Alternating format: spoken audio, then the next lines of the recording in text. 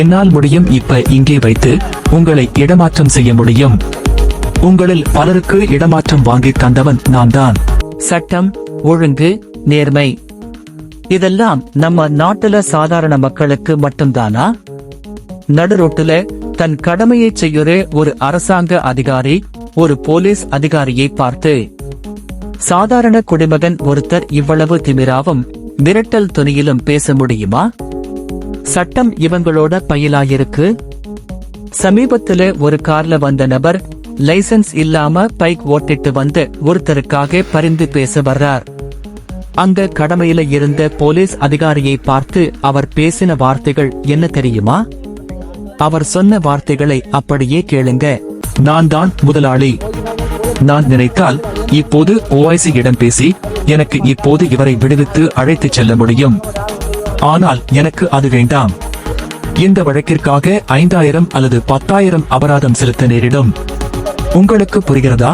நான் உங்களிடம் ஒரு மனுஷத்தன்மை அடிப்படையில் வந்தேன். என்னால் முடியும். இப்ப இங்கே வைத்து உங்களை இடமாற்றம் செய்ய முடியும். உங்களில் பலருக்கு இடமாற்றம் வாங்கி தந்தவன் நான் தான். உங்களுக்கு என்னை பற்றி முழுமையாக தெரியாது. நான் சொல்கிறேன், நான் உங்களை போன்ற பலருக்கு இடமாற்றம் வாங்கி தந்திருக்கிறேன். வேறு யாராலும் இடமாற்றம் செய்ய முடியாது. ஆனால் நான் நினைத்தால் இடம் மாற்றம் செய்ய முடியும். ஏன், உங்களில் ஒருவர் என் காலை பிடித்து இடமாற்றம் செய்து தருமாறு கேட்டார். அவர் பெயர் நுவான். நான் தான் அந்த வேலையை செய்து கொடுத்தேன். ஆனால் அவர் எனக்காக ஒரே ஒரு காரியத்தை மட்டும்தான் செய்து தந்தார். உங்களுக்கும் நான் தேவைப்படுவேன். அதனாலே நான் சொல்கிறேன், இவரை அழைத்துச் செல்லுங்கள். நான் உங்கள் ஓஐசி இடம் பயமின்றி நேரடியாக பேசி அழைத்துச் செல்வேன். என்னை பற்றி உங்களுக்கு முழுமையாக தெரியாது. கேட்டீங்களா? என்ன ஒரு அநாகரிகமான மிரட்டல்! தவறு செய்தவரை சட்டப்படி தண்டிப்பதுதான் போலீசாரின் கடமை. அதை செய்ய விடாமல் தடுத்து உயர் அதிகாரிகளின் பெயரை பயன்படுத்தி நடுரோட்டில் மிரட்டுவது எவ்வளவு பெரிய குற்றம்! ஒரு நேர்மையான அதிகாரி இப்படிப்பட்ட மிரட்டல்களுக்கு பயந்தால் இந்த நாட்டுல சட்டம் ஒழுங்கு எப்படி நிலைநாட்டப்படும்?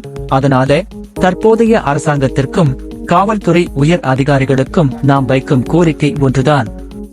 இந்த விவகாரத்தில் சட்டம் தன் கடமையை சரியாக செய்ய வேண்டும். அப்போதுதான் இனிமேல் எந்த ஒரு சாதாரண அதிகாரியையும் காசு பணம் உள்ளவர்கள் மிரட்ட பயப்படுவார்கள். சட்டம் அனைவருக்கும் சமமாக இருக்கட்டும். நன்றி.